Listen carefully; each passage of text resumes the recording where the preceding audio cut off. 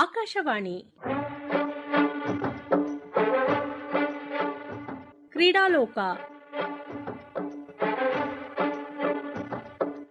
ಸಾಪ್ತಾಹಿಕ ಕ್ರೀಡಾ ಸಂಚಿಕೆ. ಕೇಳುಗರೆ, ಕ್ರೀಡಾ ಸಂಚಿಕೆಗೆ ಆತ್ಮೀಯವಾದ ಸ್ವಾಗತ. ಇಂದಿನ ಕ್ರೀಡಾ ಸಂಚಿಕೆಯಲ್ಲಿ ಅಂತಾರಾಷ್ಟ್ರೀಯ ಮಟ್ಟದ ಥ್ರೋಬಾಲ್ ಆಟಗಾರರು ಹಾಗೂ ಥ್ರೋಬಾಲ್ ಕೋಚ್ ಸತ್ಯನಾರಾಯಣ ಎಂವಿ ಜೊತೆಗೆ ಸಂವಾದ.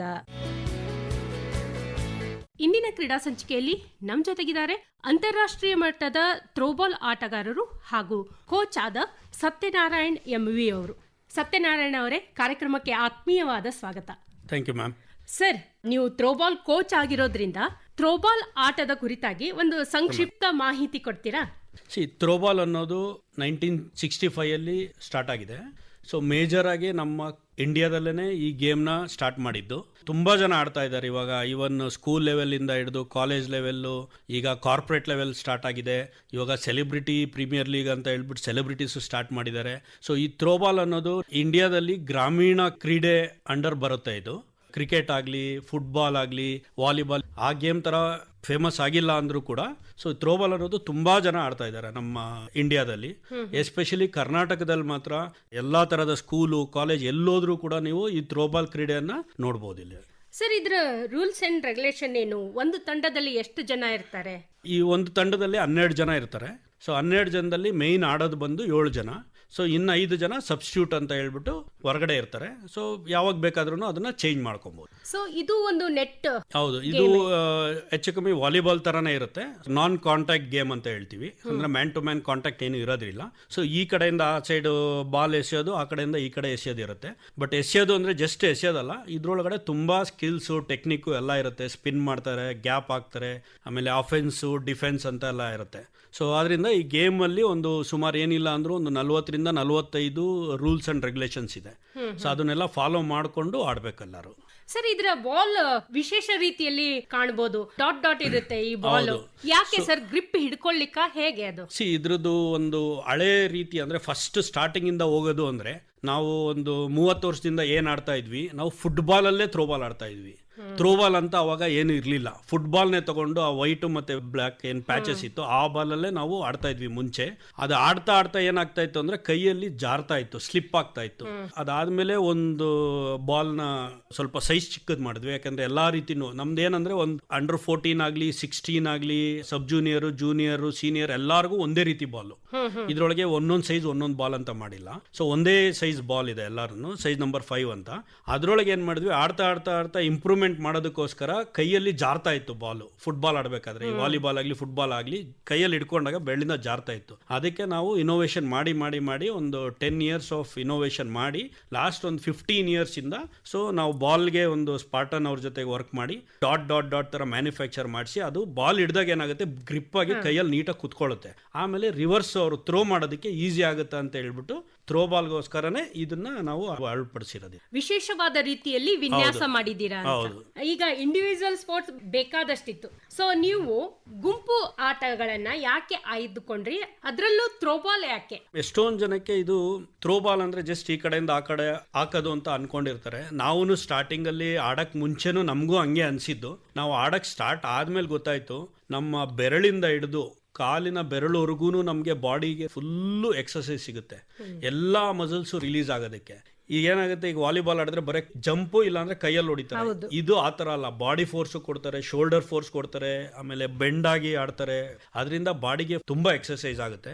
ಇನ್ನು ನಂದು ವೈಯಕ್ತಿಕವಾಗಿ ಬರ್ಬೇಕಂದ್ರೆ ಆಕ್ಚುಲ್ ಆಗಿ ನಾನು ಹ್ಯಾಂಡ್ ಬಾಲ್ ಕೂಡ ಆಡ್ತಾ ಇದ್ದೆ ಮುಂಚೆ, ಆಮೇಲೆ ಖೋಖೋ ಆಡ್ತಾ ಇದ್ದೆ. ಅದಾದ್ಮೇಲೆ ಈ ಥ್ರೋಬಾಲ್ ಅನ್ನೋದು 1994 ಅಲ್ಲಿ ನಮ್ದು ಆರ್ ಟಿ ನಗರಲ್ಲಿ ಒಂದು ಟೂರ್ನಮೆಂಟ್ ನಡೀತು. ಅವಾಗ ಕರ್ನಾಟಕದಲ್ಲಿ ಒಂದು 12-13 ಟೀಮ್ ಇತ್ತು ಅಷ್ಟೇ ಆ ಟೈಮಲ್ಲಿ ಥ್ರೋಬಾಲ್ ಅನ್ನೋದು. ಸೊ ಅವಾಗ ನಾವು ಒಂದು ಸ್ಟೇಟ್ ಲೀಗ್ ಅಂತ ನಡೆಸಿದ್ರು, ವಿದ್ಯಾವಾಹಿನಿ ಕಾಲೇಜ್ ಅಂತ. ಅಲ್ಲಿ ನಾವು ಒಂದು ಟೂರ್ನಮೆಂಟ್ ಆರ್ಗನೈಸ್ ಮಾಡಿದ್ರು. ಅವಾಗ ನಾವು ವಾಲಂಟಿಯರ್ಸ್ ಆಗಿದ್ವಿ ಅಲ್ಲಿ. ಸೊ ಅವಾಗಿಂದ ನಾವು ಸರಿ ಗೇಮ್ ಚೆನ್ನಾಗಿತ್ತು, ನಮಗೂ ಇಂಟ್ರೆಸ್ಟ್ ಬಂತು. ಸೊ ನಾವೇ ಹುಡುಗರೆಲ್ಲ ಸೇರ್ಕೊಂಡು ಒಂದು 10-15 ಜನ ಪ್ರಾಕ್ಟೀಸ್ ಶುರು ಮಾಡ್ಕೊಂಡು ಅವಾಗಿಂದ ನಾವು ಈ ಗೇಮ್ ನ ಪ್ರೊಫೆಷನಲ್ ಆಗಿ ಸ್ಟಾರ್ಟ್ ಮಾಡಿದ್ವಿ. ಅಲ್ಲಿವರೆಗೆ ಹ್ಯಾಂಡ್ ಬಾಲ್ ಅನ್ನ ಆಡ್ತಾ ಇದ್ರಿ? ಹೌದು, ಹ್ಯಾಂಡ್ ಬಾಲ್, ಖೋಖೋ. 1995ರಿಂದ ಸ್ಪರ್ಧಾತ್ಮಕವಾಗಿ ನಿಮ್ಮ ಕ್ರೀಡಾ ಬದುಕು ಆರಂಭವಾಯಿತು ಅಂತ ಹೇಳ್ಬೋದು. ಅಂದ್ರೆ ಸೀನಿಯರ್ ನ್ಯಾಷನಲ್ ಥ್ರೋಬಾಲ್ ಚಾಂಪಿಯನ್ ಆಯ್ತು ನಿಮ್ಮ ತಂಡ. ಆ ಅನುಭವವನ್ನ ಹಂಚಿಕೊಳ್ಳಿ. ನಮ್ಮ ಇಂಡಿಯಾದಲ್ಲಿ ಮಹಾರಾಷ್ಟ್ರ, ವಿದರ್ಭ, ವೆಸ್ಟ್ ಬೆಂಗಾಲು, ಕರ್ನಾಟಕ, ಹರಿಯಾಣ ಇವರೆಲ್ಲ ಸ್ವಲ್ಪ ಸ್ಟ್ರಾಂಗ್ ಟೀಮು. ಇದಕ್ಕೆ ಮುಂಚೆ ಎಲ್ಲ ಮಹಾರಾಷ್ಟ್ರನೇ ತುಂಬ ವರ್ಷ ಗೆದ್ದಿರೋದು. ಸೊ ಈಗ ಫಸ್ಟ್ ನಾನು ಆಡಿದ ನ್ಯಾಷನಲ್ಸ್ ಬಂದು 1995 ಅದು ಹೊನ್ನಾವರದಲ್ಲಿ ನಡೆಸಿದ್ದು. ಅಲ್ಲಿ ನಾವು ಒಂದು 4-5 ವರ್ಷ ಆದಮೇಲೆ ಗೆದ್ದಿದ್ದೆ ಅಲ್ಲಿ ಫಸ್ಟ್ ಟೈಮು. ಅದು ತುಂಬ ರೋಮಾಂಚಕರವಾಗಿತ್ತು. ಆ ಮ್ಯಾಚ್ಗಳೂ ಕೂಡ ಅಷ್ಟೇ ಫೈಟ್ ಇತ್ತು. ಆಂಧ್ರದಾಗಲಿ, ತಮಿಳ್ನಾಡು ಇವರೆಲ್ಲ ತುಂಬ ಸ್ಟ್ರಾಂಗ್ ಇದ್ದಾರೆ ಟೀಮು. ಸೊ ನಾವು ಮಹಾರಾಷ್ಟ್ರ ಅಗೇನೆಸ್ಟ್ ಫೈನಲ್ಸಲ್ಲಿ ತುಂಬ ಟೈಟ್ ಇತ್ತು ಮ್ಯಾಚು. ಸೊ ಅವಾಗ ನಾವಲ್ಲಿ ಫಸ್ಟ್ ಟೈಮ್ ಗೆದ್ದಿದ್ದು ನಾವು. ಅದು ನಮ್ಮದು ಫಸ್ಟ್ ಟೂರ್ನಮೆಂಟ್ ಕೂಡ ನಾವು ಆಡಿದ್ದಲ್ಲಿ. ನಾವು ವಿನ್ನರ್ಸ್ ಆಗಿರೋ ಕಾರಣ ಏನಂದರೆ ನಮ್ಮ ಸೀನಿಯರ್ ಪ್ಲೇಯರ್ಸ್ ಒಂದು 7-8 ಜನ 15 ವರ್ಷನೂ ಆಡಿದ್ದೀವಿ ನಾವು. 19-20ನೇ ವರ್ಷ ನಮ್ಮದು ಸ್ಟಾರ್ಟ್ ಮಾಡಿದಾಗಿಂದ ಹಿಡಿದು ಆಲ್ಮೋಸ್ಟ್ ನಾವು 25-26ನೇ ವರ್ಷ ಆಗೋವರೆಗೂ ಕೂಡ ಕಂಟಿನ್ಯೂಸ್ ಆಡಿರೋದ್ರಿಂದ ನಾವು ಒಂದು 15 ವರ್ಷ ಕಂಟಿನ್ಯೂಸ್ ಚಾಂಪಿಯನ್ಸ್ ಆಗಿದ್ದೀವಿ. 1997ರಲ್ಲಿ ಬ್ಯಾಂಕಾಕ್ನಲ್ಲಿ ನಡೆದ ಇಂಡೋ ಥೈಲ್ಯಾಂಡ್ ಥ್ರೋಬಾಲ್ ಸೀರೀಸ್ನಲ್ಲಿ ವಿನ್ನರ್ ಆಗಿದ್ರಿ. ನಿಮ್ಮ ಮೊದಲ ಇಂಟರ್ನ್ಯಾಷನಲ್ ಪಂದ್ಯಾವಳಿ ಆಗಿರ್ಬೇಕದು ಅಲ್ವಾ? ಹೌದು. ವಿದೇಶಿ ನೆಲದಲ್ಲಿ ಆಡುವಾಗ ನಿಮ್ಮ ಒಂದು ಪರ್ಫಾರ್ಮೆನ್ಸ್ ಹೇಗಿತ್ತು? ಹಾಗೆ ನೀವು ಅನ್ಕೊಂಡಿದ್ರ ಅಂತಾರಾಷ್ಟ್ರೀಯ ಮಟ್ಟದಲ್ಲಿ ಚಾಂಪಿಯನ್ಶಿಪ್ ಒಳಗೆ ಭಾಗವಹಿಸ್ತೀನಿ ಅಂತ? ಆಯ್ಕೆಯ ಪ್ರಕ್ರಿಯೆ ಆಗ ಹೇಗಿತ್ತು? ನೀವು ಯಾರ್ಯಾರು ಕರ್ನಾಟಕ ಆಡಿರ್ತಾರೆ, ಇವಾಗ ಇಂಡಿಯಾ ಯಾವುದಾದ್ರೂ ಒಂದು ನಮ್ಮ ನ್ಯಾಷನಲ್ಸ್ ನಡೆಯುತ್ತೆ. ಆ ನ್ಯಾಷನಲ್ಸಲ್ಲಿ ಏನು ಮಾಡ್ತಾರೆ ಅಂದರೆ ಒಂದೊಂದು ಸ್ಟೇಟಿಂದ ಒಬ್ಬೊಬ್ಬರು ಇಬ್ಬಿಬ್ಬರನ್ನ ಸೆಲೆಕ್ಟ್ ಮಾಡ್ತಾರೆ. 20 ಮೆಂಬರ್ಸ್ನ ಸೆಲೆಕ್ಟ್ ಮಾಡಿಬಿಟ್ಟು ಅದರೊಳಗೆ ಕ್ಯಾಂಪ್ ಮಾಡಿ ಅದರೊಳಗೆ 12 ಜನನ ಸೆಲೆಕ್ಟ್ ಮಾಡಿಬಿಟ್ಟು ಕರ್ಕೊಂಡು ಹೋಗ್ತಾರೆ. ಕರ್ನಾಟಕದಿಂದ ನಾನು ಮತ್ತು ಮೋಹನ್ ಗೌಡ ಅಂತ ಇದ್ವಿ. ಸೊ ನಾವಿಬ್ಬರು ಸೆಲೆಕ್ಟ್ ಆದ್ವಿ. ಇನ್ನು ಮಿಕ್ದವರು ಮಹಾರಾಷ್ಟ್ರ, ಹರಿಯಾಣ, ಬೇರೆ ಬೇರೆ ಸ್ಟೇಟಿಂದ ಎಲ್ಲ ಬಂದಿದ್ರಲ್ಲಿ. ಸೊ ನಾವು ಇವಾಗ ಚಾಂಪಿಯನ್ಸ್ ಆದರೆ ಕೂಡ ಚಾಂಪಿಯನ್ಸ್ ಹೋಗಂಗಿಲ್ಲ. ಚಾಂಪಿಯನ್ಸ್ ಟೀಮಿಂದ ಬೇಕಾದ್ರೆ ಒಂದು 3-4 ಜನ 5 ಜನ ತಗೊಂತಾರೆ. ಬಟ್ ಇವಾಗ ಸೆಕೆಂಡ್ ಪ್ಲೇಸ್ ಬಂದಿರ್ತಾರೆ, ಅಲ್ಲಿಂದನೂ ಒಂದಿಬ್ರು ಯಾರಾದ್ರೂ ಚೆನ್ನಾಗಿರೋ ಪ್ಲೇಯರ್ಸ್ ಇರ್ತಾರೆ.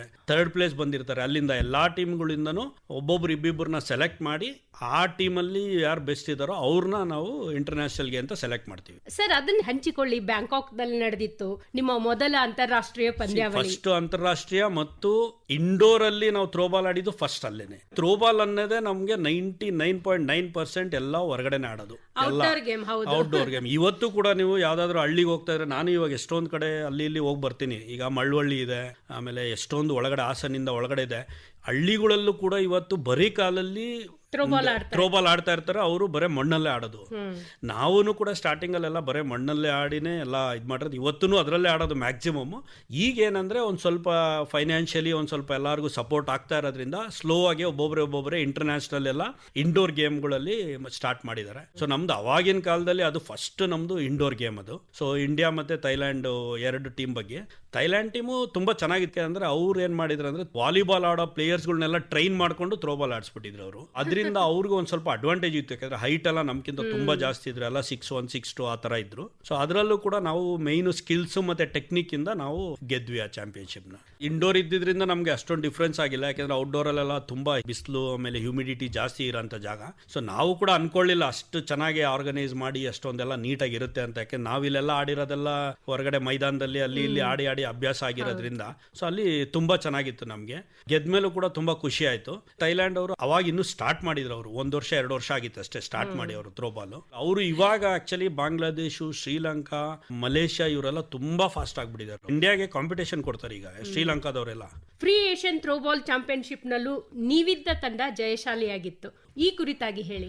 ನನಗಿನ್ನೂ ಡೇಟು ಜ್ಞಾಪಕ ಇದೆ. ಇದು ಏಪ್ರಿಲ್ 3, 4, 5 1998 ಬಂಗಾರಪೇಟೆಯಲ್ಲಿ ನಡೆದಿದ್ದು. ಸೊ ಅಲ್ಲಿ ಏನ್ ಮಾಡಿದ್ರೆ ಪ್ರೀ ಏಷ್ಯನ್ ಚಾಂಪಿಯನ್ಶಿಪ್ ಅಂತ ಹೇಳ್ಬಿಟ್ಟು ಏಷ್ಯನ್ ಚಾಂಪಿಯನ್ಶಿಪ್ ಹೋಗೋದಕ್ಕೆ ಮುಂಚೆ ಟೀಮ್ನ ರೆಡಿ ಮಾಡಬೇಕು ಅಂತ ಹೇಳಿ ಇದೊಂದು ಟೂರ್ನಮೆಂಟ್ ನಡೆಸಿದ್ದು. ಅದರೊಳಗಡೆ ಟೀಮ್ಗಳನ್ನ ಸೆಲೆಕ್ಟ್ ಮಾಡಿದ್ರು. ನಾವು ಏನಿವಾಗ ಥೈಲ್ಯಾಂಡ್ಗೆ ಹೋಗಿದ್ವಿ ಟೀಮು, ಅವ್ರನ್ನೆಲ್ಲ ರೆಸ್ಟ್ ಆಫ್ ಇಂಡಿಯಾ ಅಂತ ಹೇಳ್ಬಿಟ್ಟು ಒಂದು ಟೀಮ್ ಮಾಡಿದ್ರಿ. ಇನ್ನು ಮಿಕ್ಕದವರೆಲ್ಲ ಕರ್ನಾಟಕದವರು ಇದ್ರು. ಎಲ್ಲ ತುಂಬಾ ಚೆನ್ನಾಗಿತ್ತು ಟೂರ್ನಮೆಂಟು. ಸೊ ವಿನ್ನರ್ಸ್ ನಾವಾದ್ವಿ. ಸೆಕೆಂಡ್ ಪ್ಲೇಸ್ ಕರ್ನಾಟಕ ಬಂತು. ಸೊ ಆ ಟೈಮಲ್ಲಿ ಕ್ರೌಡ್ ಅಂತೂ ಅಲ್ಲಿ ತುಂಬಾ ಸಿಕ್ಕಾಪಟ್ಟೆ ಜಾಸ್ತಿ ಇತ್ತು. ಅಲ್ಲಿ ಆಲ್ಮೋಸ್ಟ್ ಒಂದು 8-9 ಟೀಮು ಕೂಡ ಗೆಲ್ಲೋ ತರ ಚಾನ್ಸಸ್ ಇತ್ತು. ವಿದರ್ಭ, ಮಹಾರಾಷ್ಟ್ರ, ತಮಿಳ್ನಾಡು, ಆಂಧ್ರ ಎಲ್ಲ ತುಂಬಾ ಚೆನ್ನಾಗಿತ್ತು ಟೀಮು. ಕೊನೆಗೆ ನಾವು ಮತ್ತೆ ಕರ್ನಾಟಕನೇ ಆಡಿ ನಾವು ಗೆದ್ವಿ. ಬಟ್ ತುಂಬಾ ಕಾಂಪಿಟೇಷನ್ ಇತ್ತು. ಸರ್, ಈಗ ಸತತವಾಗಿ ನಿಮ್ಮ ತಂಡ ಗೆಲ್ಕೊಂತೆ ಬಂದಿದೆ. ಹಾಗೆ ನೀವು ತಂಡದ ಸದಸ್ಯರಿದ್ದಾಗೂ ಕೂಡ ಗೆದ್ದಿದ್ದೀರಾ. ಹಾಗೆ ಈ ಕೋಚ್ ಆಗಿಯೂ ಕೂಡ ನಮ್ಮ ಕರ್ನಾಟಕದ ತಂಡವನ್ನ ಗೆಲ್ಲಿಸ್ತಾ ಇದ್ದೀರಾ. ಇದಕ್ಕೆ ಏನ್ ಕಾರಣ ಅಂತ ಹೇಳ್ಬೋದು? ಫಸ್ಟ್ ಬಂದು ನಮಗೆ ಫೆಸಿಲಿಟಿ ಈಗ ಆಕ್ಚುಲಿ ಅಷ್ಟೊಂದು ಚೆನ್ನಾಗಿಲ್ಲ. ನಮಗೆ ಮುಂಚೆ ನಾವು ಆಡೋ ಟೈಮಲ್ಲಿ ಡಿಪಾರ್ಟ್ಮೆಂಟ್ ಆಫ್ ಯೂತ್ ಸರ್ವಿಸಸ್ ಸ್ಪೋರ್ಟ್ಸಿಂದ ಎಲ್ಲ ನಮಗೆ ಸಪೋರ್ಟ್ ಸಿಗ್ತಾ ಇತ್ತು. TADA ಕೊಡ್ತಾ ಇದ್ರು, ಆಮೇಲೆ ನಮಗೆ ಫುಡ್ ಅರೇಂಜ್ಮೆಂಟ್ ಇರ್ತಾ ಇತ್ತು. ಅಕಾಮಿಡೇಷನ್ ನಮಗೆ ಕಂಠೀರವ ಸ್ಟೇಡಿಯಮಲ್ಲೇ ಗ್ರೌಂಡ್ ಕೊಟ್ಟಿದ್ರು, ಅಕಾಮಿಡೇಷನ್ ಕಂಠೀರವ ಸ್ಟೇಡಿಯಮಲ್ಲಿ ಕೊಡೋರು. ಸೊ ಅದೆಲ್ಲ ಫೆಸಿಲಿಟಿ ಎಲ್ಲ ಚೆನ್ನಾಗಿತ್ತು. ಸೊ ಈಗಲೂ ಕೂಡ ಏನಾಗ್ತಾ ಇದೆ ಅಂದರೆ ಎಲ್ಲ ಪ್ರೈವೇಟ್ ಇದರೊಳಗೆ ಮಾಡ್ತಾ ಇದೀವಿ ನಾವು. ಸೊ ಇವಾಗ ಯಾವುದಾದ್ರೂ ಒಂದು ಕಾಲೇಜಿಗೆ ಗೋಪಾಲನ್ ಇಂಟರ್ನ್ಯಾಷನಲ್ ಸ್ಕೂಲ್ ಇರ್ಬೋದು, ವಿದ್ಯಾಶಿಲ್ಪ ಇರ್ಬೋದು, ಅಥವಾ ಕೆಥಡ್ರಾಲ್ ಸ್ಕೂಲಲ್ಲಿ, ಸೊ ಎಲ್ಲಾ ಕಡೆ ನಮಗೆ ಅವರು ಸಪೋರ್ಟ್ ಕೊಡ್ತಾ ಇದ್ದಾರೆ. ಮೇನ್ ನಮಗೆ ಗ್ರೌಂಡೇ ಬೇಕಾಗಿರೋದು. ಸೊ ಇವು ಫೆಸಿಲಿಟೀಸ್ ಎಲ್ಲ ಅವ್ರ ಕಡೆಯಿಂದ ನಮಗೆ ಪ್ರೈವೇಟ್ ಆಗಿ ಚೆನ್ನಾಗಿ ಕೊಡ್ತಾ ಇದ್ದಾರೆ. ಸೊ ಅದರಿಂದ ನಾವೇನ್ ಮಾಡ್ತೀವಿ ಅಂದ್ರೆ ಯಾವ್ದಾದ್ರು ಒಂದು 5-6 ಸೆಲೆಕ್ಷನ್ಸ್ ಕರಿತೀವಿ, ಇಲ್ಲ ಅಂದ್ರೆ ನಾವು ಸ್ಟೇಟ್ ಲೀಗ್ ನಡೆಸ್ತೀವಿ. ಈಗ ಲಾಸ್ಟ್ ಟೈಮು ಸಬ್ ಜೂನಿಯರ್ ನಡೆದಿತ್ತು, 36 ಟೀಮ್ ಬಂದಿತ್ತು ನಮಗೆ. ಅದರೊಳಗೆ ಪ್ಲೇಯರ್ಸ್ನ ಸೆಲೆಕ್ಟ್ ಮಾಡಿ ಅಲ್ಲಿಂದ ಗೋವಾಗೆ ಹೋಗಿದ್ರು ಸಬ್ ಜೂನಿಯರ್ ನ್ಯಾಷನಲ್ಸ್. ಅವಾಗೂ ವಿನ್ ಆಗಿದ್ರು. ಮೊನ್ನೆ ನಡೆದಾಗೂ ಕೂಡ ಕರ್ನಾಟಕದವರು ಹುಡುಗರು ಹುಡುಗಿಯರು 2 ಗೆದ್ದಿದ್ದಾರೆ. ತಮಿಳ್ನಾಡಿಂದ ತುಂಬಾ ಫೈಟ್ ಇತ್ತು. ಹುಡುಗರದಂತೂ 3 ಸೆಟ್ಗೆ ಹೋಗಿತ್ತು. ಅಂದ್ರೆ 3 ಸೆಟ್ ಅಂದ್ರೆ ಫಸ್ಟ್ ನಮ್ಮವ್ರು ಗೆದ್ದು, ಸೆಕೆಂಡ್ ಅವ್ರು ಗೆದ್ದು, ತಿರ್ಗಾ ನಮ್ಮವರು ಹೌದು ಟೈ ಆಗಿ 3rd ಸೆಟ್ ಅಲ್ಲಿ ಗೆದ್ದಿದ್ದಾರೆ. ಈಗ ತುಂಬಾ ಕಮ್ಮಿ ಆಗಿದೆ. ಮುಂಚೆ 1 ಮಂತ್ ಎಲ್ಲ ನಡೆಸ್ತಾ ಇದ್ವಿ. ಬಟ್ ಈಗಿನ ಶೆಡ್ಯೂಲ್ ಅಲ್ಲಿ ಈವನ್ ಪ್ಲೇಯರ್ಸ್ ಕೂಡ ಅಷ್ಟೊಂದು ಟೈಮ್ ಕೊಡಕ್ ಆಗ್ತಾ ಇಲ್ಲ. ಕಾಲೇಜ್ ಇರುತ್ತೆ, ಸ್ಕೂಲ್ ಇರುತ್ತೆ, ಇಂಟರ್ನಲ್ಸ್. ಈಗ ಸೆಮಿಸ್ಟರ್ಸ್ ಎಲ್ಲ ಬಂದ ಮೇಲೆ ಈ ಕಾಲೇಜ್ಗಳವರಂತೂ ಸೆಮಿಸ್ಟರ್ ಬಂದ ಮೇಲಂತೂ ಎವ್ರಿ 3 ಮಂತ್ಸ್ಗೆ ಇಂಟರ್ನಲ್ಸ್, ಎವ್ರಿ 2 ಮಂತ್ಸ್ ನಡೀತಾ ಇದೆ. ನಾವು 10 ಡೇಸ್ ವರೆಗೂ ಕ್ಯಾಂಪ್ ಮಾಡ್ತೀವಿ, 10 to 15 ಡೇಸ್. ಆ ಕ್ಯಾಂಪ್ ಅಲ್ಲಿ ಫಸ್ಟ್ 2 to 3 ಡೇಸ್ ನಾವು ಫಿಟ್ನೆಸ್ ಅಲ್ಲಿ ವರ್ಕ್ ಮಾಡ್ತೀವಿ. ಆಮೇಲೆ 3-4 ಡೇಸ್ ನಾವು ಗೇಮ್ ಅಲ್ಲಿ ಸ್ಟಾರ್ಟ್ ಮಾಡ್ತೀವಿ. ಲಾಸ್ಟ್ 4 ಡೇಸ್ 5 ಡೇಸ್ ಏನಿದೆ ಅದು ನಾವು ಕಾಂಬಿನೇಷನ್, ಕೋಆರ್ಡಿನೇಷನ್, ಯಾರು ಫಸ್ಟ್ ಆಡಬೇಕು, ಯಾರು ಸೆಕೆಂಡ್ ಆಡಬೇಕು ಅನ್ನೋದನ್ನ ನಾವು ಎಲ್ಲ ಅದರೊಳಗೆ ಪ್ಲಾನಿಂಗ್ ಮಾಡ್ಕೊಂತೀವಿ. ಸೊ ಅದರಿಂದ ನಮಗೆ 10 to 12 ಡೇಸ್ ಏನ್ ಕ್ಯಾಂಪ್ ನಡ್ತೀವಿ ಅದ್ರೊಳಗಡೆನೆ ನಮಗೆ ಡಿಸೈಡ್ ಆಗ್ಬಿಡುತ್ತೆ ಆಲ್ಮೋಸ್ಟ್ ನಾವೇನು ಟೀಮ್ ಚೆನ್ನಾಗಿದೆಯಾ, ಚಾಂಪಿಯನ್ಶಿಪ್ ಗೆಲ್ತೀವ ಅನ್ನೋ ರೀತಿಯಲ್ಲಿ ನಾವು ಟೀಮ್ನ ರೆಡಿ ಮಾಡ್ಕೊಂತೀವಿ ಕೋಚಿಂಗ್ ಅಲ್ಲಿ. ಈಗ ಬ್ಯಾಂಗ್ಳೂರಲ್ಲಿ ಏನಿದ್ದಾರೆ ಅವ್ರೇನ್ ಮಾಡ್ತಾರೆ, ಬಂದು ಹೋಗಕ್ಕೆ ಸುಲಭ ಆಗುತ್ತೆ ಅವ್ರಿಗೆ.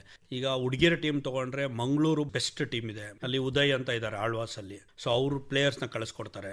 ಅವ್ರನ್ನ ಕಳಿಸ್ಕೊಟ್ಟಾಗ ನಾವೇನ್ ಮಾಡ್ತೀವಿ ಅಂದ್ರೆ ಎಲ್ಲಿ ನಾವು ಕ್ಯಾಂಪ್ ಮಾಡ್ತೀವೋ ಅಲ್ಲೇ ಸುತ್ತಮುತ್ತ ಎಲ್ಲಾದ್ರೂ PG ಅಕಾಮಿಡೇಷನ್ ಇದೆಯಾ, ಸೇಫ್ಟಿ ಏನಿದೆ ಅವೆಲ್ಲ ನೋಡ್ಕೊಂಡು ಅವ್ರಿಗೆ ಅಕಾಮಿಡೇಷನ್ ಅಲ್ಲಿ ಕೊಡ್ತೀವಿ. ಫುಡ್ ಎಲ್ಲ ಅವ್ರಿಗೆ ಅವರೇ ಅರೇಂಜ್ ಮಾಡ್ಕೊಳ್ಳಿ ಅಂತ ಹೇಳ್ಬಿಡ್ತಾ ಇದೀವಿ. ಈಗ ಮುಂಚೆ ಏನಂದ್ರೆ ನಮಗೆ ಡಿಪಾರ್ಟ್ಮೆಂಟ್ ಇಂದ ಎಲ್ಲ ಸಪೋರ್ಟ್ ಬರ್ತಾ ಇತ್ತು, ಫುಡ್ಗಾಗ್ಲಿ ಅಕಾಮಿಡೇಷನ್ಗಾಗ್ಲಿ. ಈಗೆಲ್ಲ ಏನಾಗಿದೆ ಅಂದ್ರೆ ಸುಮಾರು ನನ್ಗೆ ಗೊತ್ತಿರಂಗೆ ಒಂದು 4-15 ಫೆಡರೇಷನ್ಸ್ಗಳಿಗೆ ಎಲ್ಲದಕ್ಕೂ ಮಿನಿಸ್ಟ್ರಿಯಿಂದ ಸ್ಟಾಪ್ ಮಾಡಿದ್ದಾರೆ. ಯಾಕೆ ಸರ್, ಕಾರಣ ಏನು? ನೀವು 2ನೇ ಸಲ ಈಗ ಹೇಳ್ತಾ ಇದ್ರಿ ಡಿಪಾರ್ಟ್ಮೆಂಟ್ ಇಂದ ಬರ್ತಾ ಇತ್ತು, ಮುಂಚೆ ಬರ್ತಾ ಇತ್ತು, ಈಗ ಬರ್ತಾ ಇಲ್ಲ. ಏನಾಗಿದೆ ಅಂದ್ರೆ ಈಗ ರೂಲ್ಸ್ ರೆಗ್ಯುಲೇಷನ್ಸ್ ಎಲ್ಲ ಚೇಂಜ್ ಮಾಡ್ತಾ ಇದಾರಂತೆ. ಇದೇನೋ ಒಲಿಂಪಿಕ್ಸ್ ಅಲ್ಲಿ ಏನಂದ್ರೆ ಒಬ್ಬರೇ ಸೆಕ್ರೆಟರಿ 2 ವರ್ಷದ ಮೇಲೆ ಇರಬಾರ್ದು, ಆಫೀಸ್ ಬೇರರ್ಸ್ ಎಲ್ಲ ಪ್ಲೇಯರ್ಸ್ ಆಗಿರ್ಬೇಕು, ಪೊಲಿಟಿಷಿಯನ್ಸ್ ಆಗಲಿ ಅಥವಾ ಹೊರಗಡೆ ಅವರು ಯಾರ್ಯಾರೋ ಬಂದೆಲ್ಲ ಸೇರ್ಕೊಳ್ಳೋದೆಲ್ಲ ಮಾಡಬಾರ್ದು, ಏನೇನೋ ರೂಲ್ಸ್ ಎಲ್ಲ ಚೇಂಜ್ ಆಗಿದೆ ಅಂತ ನನಗೆ ತಿಳಿ ಬಂತು. ಯಾಕೆ ನಾನು ಕರ್ನಾಟಕ ಲೆವೆಲಲ್ಲಿ ಮಾತ್ರ ನಾನು ಮಾಡ್ತಾ ಇದ್ದೀನಿ. ಈಗ ಇಂಡಿಯಾ ಲೆವೆಲಲ್ಲಿ ರಾಮಣ್ಣ ಮತ್ತೆ ಗೋವಿಂದರಾಜ್ ಅಂತ ಎಲ್ಲ ಇದ್ದಾರೆ, ಅವರು ಹ್ಯಾಂಡಲ್ ಮಾಡ್ತಾರೆ. ಸೊ ಅದರಿಂದ ನಮ್ಗೆ ಏನಾಗಿದೆ, ಈಗ ಮಿನಿಸ್ಟ್ರಿಯಿಂದ ಆಗಲಿ ರೈಲ್ವೇಸ್ ಇಂದ ಕನ್ಸೆಷನ್ ಆಗಲಿ ಏನು ಸಿಗ್ತಾ ಇಲ್ಲ. ಈಗ ಅದರಿಂದ ಏನಾದ್ರೆ ಎಕ್ಸ್ಪೆನ್ಸಸ್ ನಮಗೆ ತುಂಬಾ ಜಾಸ್ತಿ ಆಗ್ತಾ ಇದೆ. ಆಮೇಲೆ ಪ್ರೈವೇಟ್ ಸ್ಪಾನ್ಸರರ್ಸ್ ಹತ್ರ ಹೋದ್ರೆ ನಾವು ಗೊತ್ತಿರೋ ನೋನ್ ಕಾಂಟ್ಯಾಕ್ಟ್ ಅಲ್ಲಿ ಕೇಳ್ಬೋದೇ ಹೊರತು ಹೊರಗಡೆ ಅವ್ರಿಗೆ ಹೋದ್ರೆ ಅವ್ರಿಗೇನು ಅಡ್ವಾಂಟೇಜ್ ಇಲ್ಲ ಇದರಿಂದ. ಅಲ್ಲ, ಅವ್ರು ಅದೇ ಕೇಳ್ತಾರೆ, ನಿಮ್ದು ಕಾಮನ್ವೆಲ್ತ್ ಅಲ್ಲಿ ಇದೆಯಾ, ಏಷ್ಯನ್ ಗೇಮ್ ಅಲ್ಲಿ ಇದೆಯಾ, ಒಲಿಂಪಿಕ್ಸ್ ಅಲ್ಲಿ ಇದೆಯಾ. ಈಗ ಕ್ರಿಕೆಟ್ ಆಗ್ಲಿ, ಕಬಡ್ಡಿ ಆಗ್ಲಿ, ಇವೆಲ್ಲ ಮಾಡಿದೆ. ಈಗ ಇವನ್ ಖೋ ಕೂಡ ನಮ್ಮ ಇಂಡಿಯಾ ಗೇಮೇನೆ. ಇವಾಗ ಮುಂಚೆ ಎಲ್ಲ ಇರ್ಲಿಲ್ಲ, ಇವಾಗ ಒಂದ್ ಸ್ವಲ್ಪ ಪಿಕಪ್ ಆಗಿ ಚೆನ್ನಾಗಿದೆ. ಅದೇ ರೀತಿ ನಮ್ಮ ಥ್ರೋಬಾಲು ಕೂಡ ಇವಾಗ ಆಕ್ಚುಲ್ ಯಾರಾದ್ರೂ ಇಂಟ್ರೆಸ್ಟ್ ಆಗಿ ಸ್ಪೋರ್ಟ್ಸ್ ಅಲ್ಲಿ ಇರೋರು ಆಕ್ಚುಲ್ ಗೇಮ್ ಬಂದ್ ನೋಡಿದ್ರೆ, ಈಗ ನಮ್ಮ ನ್ಯಾಷನಲ್ ಚಾಂಪಿಯನ್ಶಿಪ್ ನಡೆಯೋದಾಗ್ಲಿ, ಪೆಂಟಾಂಗ್ಲರ್ ಸೀರೀಸ್ ಅಂತ ಮಾಡಿದ್ವಿ, ನಮಗೆ ಸಿಂಧಿ ಕಾಲೇಜಿಂದ ತುಂಬಾ ಸಪೋರ್ಟ್ ಮಾಡಿದ್ರು. ಅವ್ರದೇ ಗ್ರೌಂಡ್ ಕೊಟ್ರು, ಇಂಡೋರ್ ಗೇಮ್. ಆಮೇಲೆ 4 ಕಂಟ್ರಿಯಿಂದ ಬಂದಿದ್ರು, ಬಾಂಗ್ಲಾದೇಶ್, ಶ್ರೀಲಂಕಾ, ಮಲೇಷಿಯಾ, ಇಂಡಿಯಾ ಎಲ್ಲಾ ಗೇಮ್ಸ್ ಬಂದ್ಬಿಟ್ಟು ನಾವು ನಡೆಸಿದ್ವಿ. ತುಂಬಾ ಚೆನ್ನಾಗಿತ್ತು ಟೂರ್ನಮೆಂಟ್ ಅಲ್ಲಿ. ಸೊ ಈ ತರ ಎಲ್ಲ ನಡೆಸಿದಾಗ ಏನಾಗುತ್ತೆ, ಪ್ರೈವೇಟ್ ಇನ್ಸ್ಟಿಟ್ಯೂಷನ್ಸ್, ಪ್ರೈವೇಟ್ ಯಾರಿದಾರೋ ಅವ್ರು ಬಂದು ನಮಗೆ ಸಪೋರ್ಟ್ ಮಾಡಿದ್ರೆ ನಾವು ಇನ್ನೂ ತುಂಬಾ ಚೆನ್ನಾಗಿ ನಡೆಸಬಹುದು. ಸ್ಪಾನ್ಸರ್ಶಿಪ್ 100% ಬೇಕೇ ಬೇಕು. ಇವಾಗ ಏನಾಗ್ತಾ ಇದೆ, ನಮ್ಮಲ್ಲಿ ಯಾರ್ಯಾರು ಹಳೆ ಪ್ಲೇಯರ್ಸ್ ಇದಾರೆ ಅವರೇ ಸ್ಪಾನ್ಸರ್ ಮಾಡ್ಕೊಂಡು ಅವರೇ ಹೆಂಗೋ ಮಾಡ್ಕೊಂಡು ಹೋಗ್ತಾ ಇದಾರೆ. ಪ್ಲಸ್ ಪ್ಲೇಯರ್ಸ್ ಗಳು ಏನ್ ಮಾಡ್ತಾರೆ ಅಂದ್ರೆ ಅವ್ರವ್ರೇ ಆಯ್ತು ನಮ್ ದುಡ್ಡು ನಾವೇ ಹಾಕೊಂತೀವಿ, ನಾವೇ ಬಂದು ಅಕಾಮಿಡೇಷನ್ ಮಾಡ್ಕೊಂತೀವಿ, ನಾವೇ ಊಟ ಮಾಡ್ಕೊಂತೀವಿ ಅಂತ ಹೇಳಿ ಇದ್ ಮಾಡ್ತಾರೆ. ಬಟ್ ಅದ್ರಲ್ಲೂ ಕೂಡ ನಾವು ಅಸೋಸಿಯೇಷನ್ ಕಡೆಯಿಂದ ಎಷ್ಟೊಂದು ಜನ ಇವಾಗ ಮೈಸೂರು ಹಳ್ಳಿಗಳ ಕಡೆಯಿಂದ ಎಲ್ಲ ಬರ್ತಾರೆ. ಈ ನರಸೀಪುರ ಅಂತ ಇದೆ, ಆಮೇಲೆ ನಂಜನಗೂಡಿಂದ ಎಲ್ಲ ಅವ್ರಿಗೆ ಬರೋದಕ್ಕೂ ದುಡ್ಡು ಇರೋದಿಲ್ಲ, ಅವ್ರಿಗೆಲ್ಲ ನಾವೇ ಸ್ಪಾನ್ಸರ್ ಮಾಡಿಸ್ತೀವಿ. ನಮ್ಗೆ ಏನಂದ್ರೆ ಮೇನ್ ಪ್ಲೇಯರ್ಗಳು ಬರಬೇಕು, ಅಲ್ಲಿ ಚೆನ್ನಾಗಿ ಆಡೋರು, ಆಮೇಲೆ ಅವ್ರಿಗೂ ರೆಕಗ್ನಿಷನ್ ಸಿಗಬೇಕು. ಯಾಕಂದ್ರೆ ಅವ್ರಿಗೆ ಸ್ಕಾಲರ್ಶಿಪ್ ಅದು ಇದಕ್ಕೆಲ್ಲ ತುಂಬಾ ಉಪಯೋಗ ಆಗುತ್ತೆ. ಸ್ಪಾನ್ಸರ್ಶಿಪ್ ಅನ್ನೋದು ಇವಾಗ ಬೇರೆದಕ್ಕೆಲ್ಲ, ಇವಾಗ ನಾವು ಮೊನ್ನೆ ನೋಡಿದ್ವಿ RCB 16,000 ಕೋಟಿಗೆ ಹೋಯ್ತು ಅಂತ. ಅಷ್ಟೊಂದೆಲ್ಲ ನಮ್ಗೆ ಅವಶ್ಯಕತೆ ಇಲ್ಲ. ನಮಗೆ ಒಂದು ಸ್ವಲ್ಪ ಎಷ್ಟಾಗುತ್ತೆ ಅಷ್ಟು ಏನಾಗುತ್ತೆ ಅದು ಮಾಡಿದ್ರೆ ಇನ್ನ ಪ್ಲೇಯರ್ಸ್ಗಳಿಗೆ ನಾವು ಫೆಸಿಲಿಟಿ ಆಗಲಿ, ಗ್ರೌಂಡ್ ಆಗಲಿ, ಕೋಚಿಂಗ್ ಆಗಲಿ ಇನ್ನೂ ತುಂಬಾ ಚೆನ್ನಾಗಿ ಕೊಡ್ಬೋದು. ಅದು ಲೀಗ್ ಹಂತದ ಪಂದ್ಯಾವಳಿಗಳಾದ್ರೆ ಬಹಳ ಉಪಯೋಗ ಏನೋ ಇದೆ. ನಾವು 2012 ಈವನ್ ಈ ಕಬಡ್ಡಿ ಇರಲಿಲ್ಲ, ಹಾಕಿ ಇರಲಿಲ್ಲ, ಏನೂ ಇರಲಿಲ್ಲ. ನಾವು IPL ನ ಒಂದು ಇದಾಗಿ ತಗೊಂಡು 2012 ಅಲ್ಲೇ ನಾವು ಕರ್ನಾಟಕ ಪ್ರೀಮಿಯರ್ ಲೀಗ್ ಅಂತ ಮಾಡಿದ್ವಿ. ಚಿತ್ರದುರ್ಗದಲ್ಲಿ ತುಂಬಾ ಸಕ್ಸಸ್ಫುಲ್ ಆಯ್ತು ಅದು.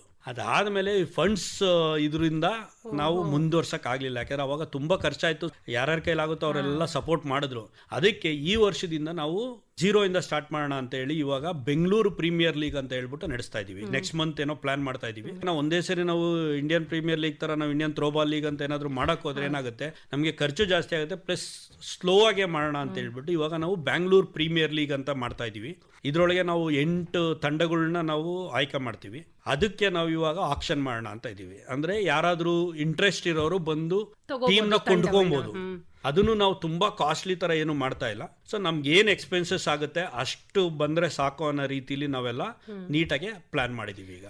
ಸೊ ಇವಾಗ ಇದನ್ನ ಫಸ್ಟ್ ಸ್ಟೆಪ್ ನಾವು ಬೆಂಗಳೂರು ಪ್ರೀಮಿಯರ್ ಲೀಗ್ ಅಂತ ಮಾಡಿ, ಇದಾದ್ಮೇಲೆ ನೆಕ್ಸ್ಟ್ ಕರ್ನಾಟಕ ಥ್ರೋಬಾಲ್ ಲೀಗ್, ಅದಾದ್ಮೇಲೆ ಇಂಡಿಯಾ ಥ್ರೋಬಾಲ್ ಲೀಗ್ ಅಂತ ಹೇಳ್ಬಿಟ್ಟು ನಾವು ಮಾಡೋಣ ಅಂತ ಹೇಳಿ ಈಗ ಈ ವರ್ಷ ನೆಕ್ಸ್ಟ್ ವರ್ಷಕ್ಕೆ ನಾವು ಪ್ಲಾನ್ ಮಾಡ್ಕೊಂಡು. ಹರಿಯಾಣದಲ್ಲಿ ತುಂಬಾ ಚೆನ್ನಾಗಿ ನಡೆಸ್ತಾ ಇದ್ದಾರೆ. ಹರಿಯಾಣ ಥ್ರೋಬಾಲ್ ಲೀಗ್ ಅಂತ ಹೇಳ್ಬಿಟ್ಟು ಲಾಸ್ಟ್ 6 years ಇಂದ ಕಂಟಿನ್ಯೂಸ್ ನಡೆಸ್ತಾ ಇದ್ದಾರೆ. ಇವಾಗ ನಮಗೆ ಕಾಂಪಿಟೇಷನ್ ನ್ಯಾಷನಲ್ಸ್ ಅಲ್ಲಿ ಇರೋದು ಅಂದ್ರೆ ಹರಿಯಾಣನೇ. ಇವಾಗ ಬ್ಯಾಂಗ್ಳೂರ್ ಥ್ರೋಬಾಲ್ ಲೀಗ್ ಏನ್ ಮಾಡ್ಬೇಕು ಅಂತ ಇದೀವಿ ನಾವು, ಇದು ಪೂರ್ತಿ ಕರ್ನಾಟಕದಿಂದ ಎಲ್ಲಾ ಚೆನ್ನಾಗಿರೋ ಪ್ಲೇಯರ್ಸ್ ನ ತಗೊಂಡು 8 ಟೀಮ್ ರೆಡಿ ಮಾಡಿ ಅದರಲ್ಲಿ ಮಾಡೋಣ ಅಂತ ಹೇಳಿ ಪ್ಲಾನ್ ಮಾಡಿದೀವಿ. 3 ಬಾರಿ ಫೆಡರೇಷನ್ ಕಪ್ ಅನ್ನ ಗೆಲ್ಸಿದ್ದೀರಿ ನೀವು. ಸೊ ಆ ಕುರಿತಾಗಿ ಹೇಳಿ ಸರ್. ಫೆಡರೇಷನ್ ಕಪ್ ಬಂದ್ಬಿಟ್ಟು ಏನ್ ಮಾಡ್ತೀವಿ ಅಂದ್ರೆ, ನಾವು ನ್ಯಾಷನಲ್ಸ್ ಏನ್ ನಡೆಯುತ್ತೆ, ನ್ಯಾಷನಲ್ಸ್ ಅಲ್ಲಿ ಹೆಚ್ಚು ಕಮ್ಮಿ ಒಂದು ನಮ್ಮ ಥ್ರೋಬಾಲ್ ಅಲ್ಲಿ ಒಂದು 28ರಿಂದ 29 ಟೀಮ್ ವರೆಗೂ ಪಾರ್ಟಿಸಿಪೇಷನ್ ಇರುತ್ತೆ.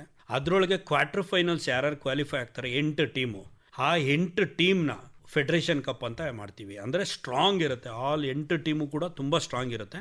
ಅವ್ರನ್ನ ನಾವು ತಗೊಂಡು ಫೆಡರೇಷನ್ ಕಪ್ ಅಂತ ನಡೆಸ್ತೀವಿ. ಅದನ್ನ ತುಂಬಾ ಸ್ಟ್ರಾಂಗ್ ಇರುತ್ತೆ, ಎಲ್ಲ ಟೀಮ್ಸು ಕಾಂಪಿಟೇಷನ್ ಹಾಗೆ ಇರುತ್ತೆ, ಪ್ಲೇಯರ್ಸು ಹಂಗೆ ಇರ್ತಾರೆ. ತುಂಬಾ ಚೆನ್ನಾಗಿರುತ್ತೆ ಅದು ಟೂರ್ನಮೆಂಟ್ ಕೂಡ. ಅದರೊಳಗೆ ನಾವು ಕರ್ನಾಟಕ ಗೆದ್ದಿರೋದು ಆಲ್ಮೋಸ್ಟ್ ಎಲ್ಲ ಲಾಸ್ಟ್ ಒಂದು 15-20 ವರ್ಷದೊಳಗಡೆ ಏನು ಆಡಿದೀವಿ. ಸೊ ಎಕ್ಸೆಪ್ಟ್ ಒಂದು ಚಿನ್ನೈಯಲ್ಲಿ ಒಂದ್ಸರಿ ಮಹಾರಾಷ್ಟ್ರ ಮೇಲೆ ಸೋತಿದ್ವಿ ನ್ಯಾಷನಲ್ಸು, ಅದು ಬಿಟ್ಟು ಇನ್ನೆಲ್ಲ ಟೂರ್ನಮೆಂಟ್ಸು ಗೆದ್ಕೊಂಡ್ಬಂದಿದ್ದೀವಿ. ಅದು ಮೇನ್ ಕಾರಣ ಬಂದ್ಬಿಟ್ಟು ನಮ್ಮ players coordination plus senior players support ಮಾಡಿದಾರಲ್ಲ, ಮೋಹನ್ ಗೌಡ, ಜೈಕುಮಾರ್, ವೆಂಕಟೇಶು, ನಾಗೇಶು, ಬಸವರಾಜು, ಕಾಂತರಾಜ್ ಅಂತ ಎಲ್ಲ ನಮ್ಮ ಸೀನಿಯರ್ ಪ್ಲೇಯರ್ಸ್ ಇದ್ದಾರೆ. ಎಲ್ಲಾರು ಕೂಡ every day morning evening Kanteerava stadium ಅಲ್ಲಿ every day practice, minimum 1 month practice ಮಾಡ್ತಾ ಇದ್ವಿ ನಾವು. ಸೊ ಅದರಿಂದ ನಾವು ಗೆಲ್ಲೋದಕ್ಕೆ ನಮಗೆ ಈಸಿ ಆಯ್ತು. ಅದೇ ರೀತಿ ನಾವು ಸ್ಪೋರ್ಟ್ಸ್ ಅಲ್ಲಿ ಪ್ರಾಕ್ಟೀಸು, ಫಿಟ್ನೆಸ್ಸು, ಆಮೇಲೆ ಡಿಸಿಪ್ಲಿನ್ ಇಲ್ಲ ಅಂದ್ರೆ ಗೆಲ್ಲೋದಕ್ಕೆ ತುಂಬಾ ಕಷ್ಟ ಇದೆ. 2007ರಲ್ಲಿ ನಡೆದ Indo China throwball series Indian team ಗೆದ್ದಿತ್ತು. ಭಾರತದ ತಂಡದ ಕೋಚ್ ಆಗಿದ್ರಿ ನೀವು. ಈ ಸಿರೀಸ್ ಕುರಿತಾಗಿ ಯಾವ್ದಾದ್ರೂ ಮರೆಯಲಾರದ ಅನುಭವ ಇದೆನಾ? ಚೈನಾದಲ್ಲಿ ಹೋದಾಗ ಇದು ಬೀಜಿಂಗ್ ಅಲ್ಲಿ ನಡೆದಿದ್ದು. ಇದು ಕೂಡ ಇಂಡೋರ್ ಸ್ಟೇಡಿಯಂ ಅಲ್ಲೇ ಮಾಡಿಕೊಟ್ರು. ಕಾಂಪಿಟೇಷನ್ ತುಂಬಾ ಚೆನ್ನಾಗಿತ್ತು ಅಲ್ಲಿ. ಹುಡುಗರು ಟೀಮಲ್ಲಿ ಅಷ್ಟೊಂದು ಕಾಂಪಿಟೇಷನ್ ಇರಲಿಲ್ಲ, ಬಟ್ ಹುಡುಗಿರ ಟೀಮಲ್ಲಿ ಕಾಂಪಿಟೇಷನ್ ಇತ್ತು. ಸೊ ಅವರು ಕೂಡ ತುಂಬಾ ಚೆನ್ನಾಗಿ ಆಡ್ತಾ ಇದ್ರು. ಚೈನಾದವರು ತುಂಬಾ ಮೂವ್ಮೆಂಟ್ಸ್ ಆಗಲಿ, ಫಿಟ್ನೆಸ್ ಆಗಲಿ ತುಂಬಾ ಫಾಸ್ಟ್ ಇದ್ದಾರೆ ಅವರು. ಸೊ ಅವರು ಹೈಟ್ ಕಮ್ಮಿ ಇದ್ರು ಕೂಡ ಮೂವ್ಮೆಂಟ್ಸ್ ಇದ್ರೊಳಗೆಲ್ಲ ತುಂಬಾ ಫಾಸ್ಟ್ ಆಗಿ ಆಡಿ, ಸೊ ಅಲ್ಲೂ ಕೂಡ ನಮ್ಮ ಇಂಡಿಯಾದವರು ವಿನ್ ಆದ್ರು. ಇದು ಬೀಜಿಂಗ್ ಅಲ್ಲಿ ನಡೆದಿದ್ದು ತುಂಬಾ ಚೆನ್ನಾಗಿತ್ತು ಟೂರ್ನಮೆಂಟ್ ಕೂಡ. ಸೊ ಅವರು ಕೂಡ ನಾನು ಇವಾಗ ಹೆಂಗೆ ನಿಮಗೆ ಥೈಲ್ಯಾಂಡ್ ತರ ಹೇಳಿದ್ನೋ, ಅವರು ಕೂಡ ಒಂದು 4-5 ವರ್ಷದಿಂದ ಸ್ಟಾರ್ಟ್ ಮಾಡಿದ್ರು. ಸೊ ಸ್ಕಿಲ್ ಮತ್ತೆ ಟೆಕ್ನಿಕ್ ಏನಿದೆಯಲ್ಲ ಅದು ಸ್ವಲ್ಪ ಲ್ಯಾಕಿಂಗ್ ಇತ್ತು ಚೈನಾದವ್ರ ಹತ್ರ.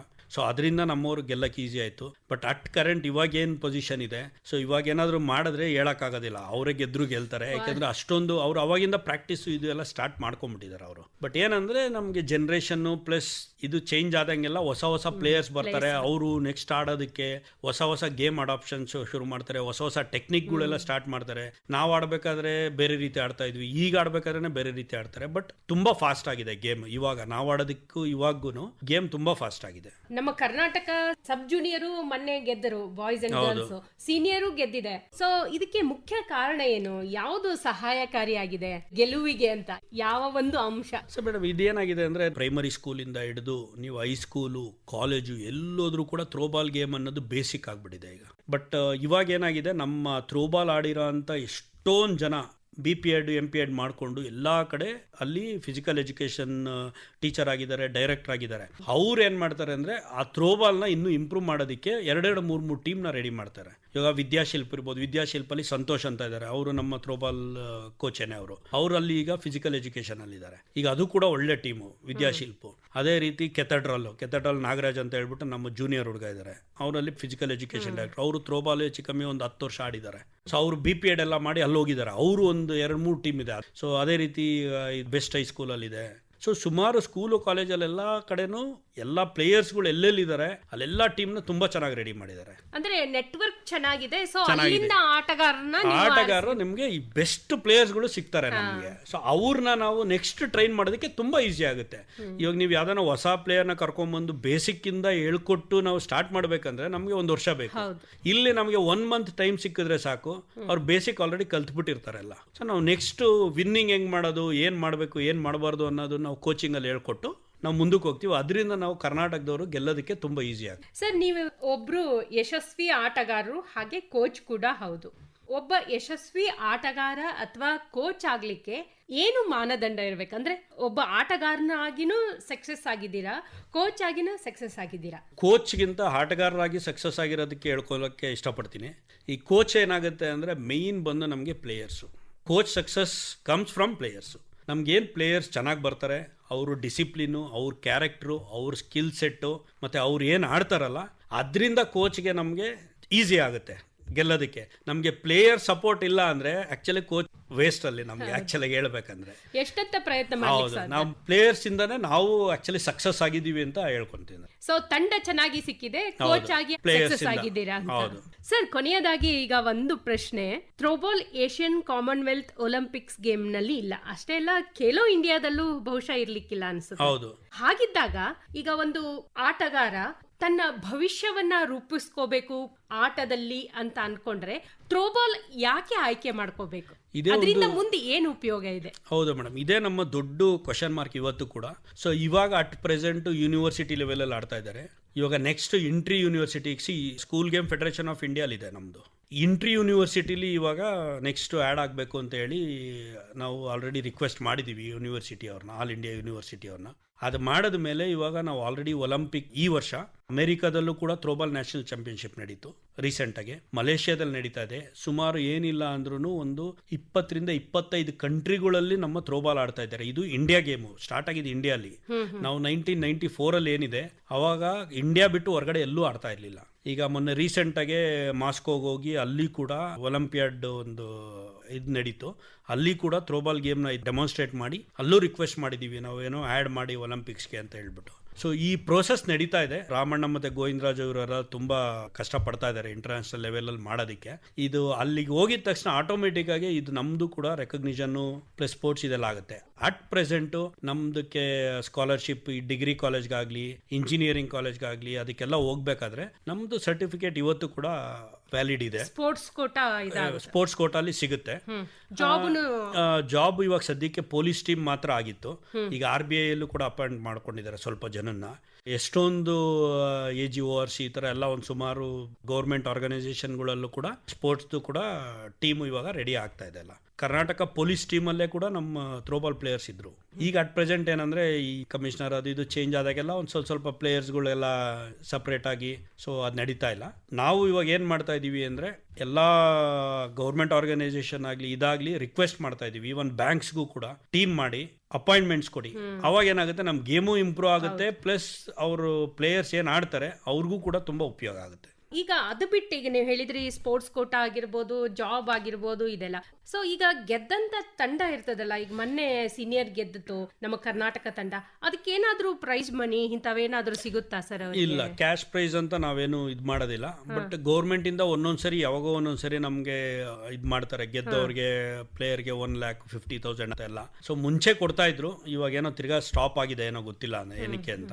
ಮೇನ್ ರೆಕಗ್ನಿಷನ್ ಸೊ ಇಲ್ಲ ಅನ್ನೋ ರೀತಿನೂ ಇರ್ಬೋದು. ಸೊ ಅದನ್ನ ನಾವು ಆಲ್ರೆಡಿ ನಾವು ರಿಕ್ವೆಸ್ಟ್ ಮಾಡ್ತಾನೆ ಇರ್ತೀವಿ ಎಷ್ಟೊಂದ್ಸರಿ ಡಿಪಾರ್ಟ್ಮೆಂಟ್ಗಾಗ್ಲಿ ಮಿನಿಸ್ಟ್ರಿಗಾಗ್ಲಿ ಎಲ್ಲಾರ್ಗು. ದಯವಿಟ್ಟು ನಮ್ಮ ಥ್ರೋಬಾಲ್ ಅನ್ನು ಕೂಡ ರೆಕಗ್ನಿಷನ್ ಮಾಡಿ ಅದಕ್ಕೂ ಕೂಡ ನಮಗೆ ಒಂದು ಸ್ವಲ್ಪ ಸಪೋರ್ಟ್ ಮಾಡಿ. ಸೊ ಅವಾಗೇನೆ ನಾವು ಗೇಮು ಮುಂದಕ್ಕೆ ಬರುತ್ತೆ, ಪ್ಲಸ್ ನಮ್ಮ ಪ್ಲೇಯರ್ಸ್ಗಳು ಮುಂದಕ್ಕೆ ಬರ್ತಾರೆ ಅಂತ. ಅಂದ್ರೆ ಆಟಗಾರರಿಗೆ ಏನಾದ್ರೂ ಒಂದು ಭವಿಷ್ಯದಲ್ಲಿ ಭದ್ರತೆ ಇದ್ರೆ ಆಗ್ಲಿಪ್ಪ ನಾನು ಆಟ ಆಡ್ಬೋದು ಅಂತ ಮುಂದ್ ಬರ್ತಾರೆ. ಇನ್ನೊಂದು ನೀವ್ ಹೇಳಿದ್ರಿ ಬಾಲ್ ಒಂದು ವಿಶೇಷವಾದ ವಿನ್ಯಾಸ ಆಗಿರೋದ್ರಿಂದ ಹೆಲ್ತ್ ವೈಸ್ ಬೆನಿಫಿಟ್ ಇದೆ ಇದ್ರಲ್ಲಿ. ಹೌದು, ಇವತ್ತು ನಾವು ಕೂಡ ಒಂದೊಂದ್ಸರಿ ನಾವು ಹುಡುಗರ ಜೊತೆ ಆಡಕ್ ಹೋದಾಗ ನಾವು ಆಡ್ತೀವಿ ಇವತ್ತು ಕೂಡ. ಏನಕ್ಕೆ ಅಂದ್ರೆ ನಮ್ಗೆ ಏನೋ ಒಂದ್ ಸ್ವಲ್ಪ ಫಿಟ್ನೆಸ್ ಇರುತ್ತೆ, ನಮ್ಮ ಬಾಡಿಗೆ ಒಂದ್ ಸ್ವಲ್ಪ ಎಕ್ಸರ್ಸೈಸ್ ಆಗುತ್ತೆ, ನಮ್ಮ ಮಸಲ್ಸ್ ಎಲ್ಲ ಫ್ರೀ ಆಗುತ್ತೆ ಅನ್ನೋ ರೀತಿಲಿ ಆಡ್ಕೊಂಡು ಹೋಗ್ತೀವಿ. ನಮ್ಗೇನಂದ್ರೆ ಇದ್ರ ಜೊತೆಗೆ ಈ ಯಂಗ್ಸ್ಟರ್ಸ್, ಯಾಕಂದ್ರೆ ಈಗ ನಮ್ಗಳಿಗೆ ನಮ್ ಗೇಮ್ ಎಲ್ಲ ಮುಗೀತು, ಎಲ್ಲ ಇದಾಯ್ತು. ಈಗ ಯಂಗ್ಸ್ಟರ್ಸ್ ಬರೋದಕ್ಕೆ ಒಂದು ಕ್ವಶನ್ ಮಾರ್ಕ್ ಬರುತ್ತೆ, what is there for me ಅನ್ನೋದು ಒಂದು ಕ್ವಶನ್ ಮಾರ್ಕ್ ಎಲ್ಲಾರ್ಗೂ ಇರುತ್ತೆ. ಸೊ ನಮ್ಗೆ ಏನಾದ್ರೂ ಉಪಯೋಗ ಇದೆಯಾ ಅಂದ್ರೆ ಆಡ್ತಾರೆ. ಅಷ್ಟೆಲ್ಲ ಪಾಲಕರು ಕೂಡ. ಹೌದು, ಈಗ ಪೇರೆಂಟ್ಸ್ ಕೂಡ ಭವಿಷ್ಯ ಇದೆಯಾ, ಭವಿಷ್ಯ ಇಲ್ದೇ ಇರೋದಕ್ಕೆ ಸುಮ್ಮನೆ ಟೈಮ್ ವೇಸ್ಟ್ ಮಾಡ್ತೀರಾ ಅನ್ನೋ ರೀತಿಯಲ್ಲಿ ಮಾಡ್ತಾರೆ. ಅದಕ್ಕೋಸ್ಕರ ನಾವು ರಿಕ್ವೆಸ್ಟ್ ಮಾಡೋದೇನಂದ್ರೆ, ಈಗ ಡಿಪಾರ್ಟ್ಮೆಂಟ್ಗಾಗ್ಲಿ ನಾವು ಗೌರ್ಮೆಂಟ್ಗಾಗ್ಲಿ ಈ ಗೇಮ್ಗೂ ಸಪೋರ್ಟ್ ಕೊಡಿ. ಆಮೇಲೆ ಈ ಗೇಮ್ ಒಂದು ಎರಡಲ್ಲ, ಈಗ ನಮ್ದು ಯೂನಿವರ್ಸಿಟಿ ಮ್ಯಾಚ್ ನಡೀತು ಅಂದ್ರೆ 29 ಡಿಸ್ಟಿಕ್, ಅಂದ್ರೆ ನಮ್ಮ ಕರ್ನಾಟಕದ 29 ಡಿಸ್ಟಿಕ್ ಪ್ಲೇಯರ್ಸು ಇದ್ದಾರೆ, ಎಲ್ಲಾ ಕಡೆಯಿಂದ ಬಂದು ಆಡ್ತಾರೆ. ಆಮೇಲೆ ಹಳ್ಳಿಗಳಿಂದ ಬರ್ತಾರೆ. ಇವತ್ತು ಕೂಡ ಹಳ್ಳಿಗಳಿಗೆ ಹೋದ್ರೆ ನಮ್ಗೆ ಇವಾಗ ರೀಸೆಂಟ್ ಆಗಿ ಇಶಾ ಫೌಂಡೇಶನ್ ಅವ್ರು ಕೂಡ ಸಪೋರ್ಟ್ ಮಾಡಕ್ ಶುರು ಮಾಡಿದ್ದಾರೆ. ಗ್ರಾಮೋತ್ಸವ ಅಂತ ಹೇಳ್ಬಿಟ್ಟು ಅವರೊಂದು ಸ್ಟಾರ್ಟ್ ಮಾಡಿ ಎಲ್ಲಾ ಕಡೆ ಹಳ್ಳಿಗಳಲ್ಲಿ, ಎಸ್ಪೆಷಲಿ ಮೈಸೂರು ಸುತ್ತಮುತ್ತ, ಶಿವಮೊಗ್ಗ, ಧಾರವಾಡ ಆ ಕಡೆ ಎಲ್ಲಾನು ಕೂಡ ಅವರೇ ಖರ್ಚು ಮಾಡಿ, ಅವರೇ ಕೋಚಿಂಗ್ ಕ್ಯಾಂಪ್ ಮಾಡಿ, ಅವರೇ ಒಂದು ಟೂರ್ನಮೆಂಟ್ ಗ್ರಾಮೋತ್ಸವ ಅಂತ ಥ್ರೋಬಾಲ್ ಅಲ್ಲಿ ಈಗ ಸದ್ಯಕ್ಕೆ ಅವರು ಬರೇ ವುಮೆನ್ಸ್ ಮಾತ್ರ ಮಾಡ್ತಾ ಇದ್ದಾರೆ. ಅವರು ಸಪೋರ್ಟ್ ಮಾಡ್ತಾ ಇದ್ದಾರೆ. ಈಗ ನಮ್ಗೆ ಆಲ್ರೆಡಿ ಅಸೋಸಿಯೇಷನ್ ಎಲ್ಲಾ ಡಿಸ್ಟಿಕ್ ಇದೆ, ನಮ್ದು ಕರ್ನಾಟಕದಲ್ಲಿ ಎಲ್ಲಾ ಡಿಸ್ಟಿಕ್ ಅಸೋಸಿಯೇಷನ್ ಇದೆ. ಬಟ್ ಅಲ್ಲಿ ಆಕ್ಟಿವಿಟಿ ನಡೀತಾ ಇಲ್ಲ. ಈಗ ಗ್ರಾಮೀಣ ಅಂದ್ರೆ ಮೇನ್ ಎಸ್ಪೆಷಲಿ ಇದು ರಿಮೋಟ್ ಪ್ಲೇಸ್ಗಳಲ್ಲಿ ಎಲ್ಲಿ ನಡೀತಾ ಇಲ್ಲ. ಬಟ್ ಅಲ್ಲಿ ಪ್ಲೇಯರ್ಸ್ ಇದ್ದಾರೆ, ಅವ್ರಿಗೆ ಯಾರು ಫೆಸಿಲಿಟಿ ಕೊಡೋದಿಲ್ಲ, ಕೋಚ್ ಮಾಡೋದಿಲ್ಲ. ಅವರು ಗ್ರಾಮೋತ್ಸವ ಅಂತ ಹೇಳ್ಬಿಟ್ಟು ಮಾಡ್ತಾ ಇದ್ದಾರೆ. ಹುಡುಗರಿಗೆ ವಾಲಿಬಾಲ್, ಹುಡುಗಿರಿಗೆ ಥ್ರೋಬಾಲ್ ಅಂತ ಹೇಳ್ಬಿಟ್ಟು ಎಲ್ಲಾ ಕಡೆನೂ ಕೂಡ ಹೋಗ್ಬಿಟ್ಟು ಹಳ್ಳಿಗಳಲ್ಲಿ ಅವ್ರದೇ ಫೆಸಿಲಿಟಿ, ಅವರೇ ಕೋಚಿಂಗ್ ಎಲ್ಲ ಮಾಡಿ, ಅವರೇ ಫುಡ್ ಅಕಾಮಿಡೇಷನ್ ಎಲ್ಲ ಮಾಡಿ, ಸುತ್ತಮುತ್ತ ಇರೋರ್ನೆಲ್ಲ ಕರೆಸಿ ಕೋಚಿಂಗ್ ಮಾಡೋದಕ್ಕೆ ಸ್ಟಾರ್ಟ್ ಮಾಡಿದ್ದಾರೆ. ಥ್ರೋಬಾಲ್ ದುಬಾರಿ ಗೇಮ್ ಅಲ್ಲ, ಒಂದು ಬಾಲ್ ನೆಟ್ ಇದ್ರೆ ಸಾಕು ಆಡಬಹುದು. ಹಾಗಾಗಿ ಹಳ್ಳಿ ಜನರು ಜಾಸ್ತಿ ಆಸಕ್ತಿ ತೋರಿಸ್ತಾ ಇದ್ದಾರೆ. ಹೌದು ಮೇಡಮ್, ನಾವು ಇದನ್ನ ಆಕ್ಚುಲ್ ಆಗಿ ಮಣ್ಣಿನ ಕ್ರೀಡೆ ಅಂತಾನೆ ಹೇಳ್ತೀವಿ. ನಾವು ಇದನ್ನ ₹1 ಖರ್ಚು ಮಾಡೋ ಅವಶ್ಯಕತೆನೇ ಇಲ್ಲ ಇದಕ್ಕೆ. ಎಷ್ಟೊಂದು ನಾವು ಇಲ್ಲಿ ನಡೆಸಿದಾಗ ಹಳ್ಳಿಗಳಿಂದ ಬರ್ತಾರೆ, ಶೂ ಕೂಡ ಇಲ್ಲ, ಬರೀ ಕಾಲಲ್ಲಿ ಆಡ್ತಾರೆ. ಆಡಬಹುದು ಬರೀ ಕಾಲಲ್ಲೂ ಕೂಡ. ಬಟ್ ನಾವು ಏನಂದ್ರೆ ಸೇಫ್ಟಿ ನೋಡ್ಕೊಂಡು ಏನಾದ್ರು ಚುಚ್ಕೊಂಡು ಕಾಲ್ ಟ್ವಿಸ್ಟ್ ಆಗುತ್ತೆ ಅಂತ ನಾವು ಶೂನ ಕಂಪಲ್ಸರಿ ಅಂತ ಮಾಡ್ತೀವಿ. ಬಟ್ ಇವತ್ತು ಕೂಡ ₹1 ಖರ್ಚಿಲ್ದೇ ಇರೋ ಅಂತ ಗೇಮು ನಮ್ದು ಥ್ರೋಬಾಲ್. ನಿಮ್ಗೆ ಜಾಗ ಬೇಕು, ಒಂದು ನೆಟ್ಟು, ಒಂದು ಬಾಲ್ ಅಷ್ಟೇ ಬೇಕಾಗಿರೋದು. ಅಂದ್ರೆ ಇದು ಸುಲಭವಾಗಿ ಎಲ್ರೂ ಆಡ್ಬೋದು, ವಯಸ್ಸಿನ ಮಿತಿನೂ ಇಲ್ಲ, ಆರೋಗ್ಯದ ದೃಷ್ಟಿಯಿಂದನೂ ಒಳ್ಳೇದು, ವೆಚ್ಚನೂ ಜಾಸ್ತಿ ಏನು ಕೊಡ್ಬೇಕಾಗಿಲ್ಲ, ಒಂದು ಬಾಲ್ ನೆಟ್ ಇದ್ರೆ ಸಾಕು ಆಡಬಹುದು ಅಂತ ನಿಮ್ಮ ಅಭಿಪ್ರಾಯ. ಒಳ್ಳೇದು ಸತ್ಯನಾರಾಯಣ ಅವರೇ, ಇಲ್ಲಿವರೆಗೆ ನಿಮ್ಮ ಯಶಸ್ವಿ ಕ್ರೀಡಾ ಬದುಕಿನ ಕುರಿತಾಗಿ ನಮ್ಮ ಕೇಳುಗರೊಂದಿಗೆ ಹಂಚಿಕೊಂಡ್ರಿ. ಅದಕ್ಕಾಗಿ ಧನ್ಯವಾದ. ನಮಸ್ಕಾರ sir. Thank you very much ma'am. ಅಂತಾರಾಷ್ಟ್ರೀಯ ಮಟ್ಟದ ಥ್ರೋಬಾಲ್ ಆಟಗಾರರು ಹಾಗೂ ಥ್ರೋಬಾಲ್ ಕೋಚ್ ಸತ್ಯನಾರಾಯಣ ಎಂವಿ ಜೊತೆಗಿನ ಸಂವಾದವನ್ನ ಕೇಳಿದ್ರಿ. ಇವರನ್ನ ಮಾತನಾಡಿಸಿದವರು ಭಾರತಿ ನಾಗರಮಠ್. ನಿರ್ವಹಣೆ ಜ್ಯೋತಿ ದಾಸ್. ಇದಾಗಿತ್ತು ಕ್ರೀಡಾಲೋಕ ಕಾರ್ಯಕ್ರಮ. ರಾಜ್ಯವ್ಯಾಪಿ ಪ್ರಸಾರವಾದ ಈ ಕಾರ್ಯಕ್ರಮ ಆಕಾಶವಾಣಿ ಬೆಂಗಳೂರು ಕೇಂದ್ರದ ಕೊಡುಗೆ.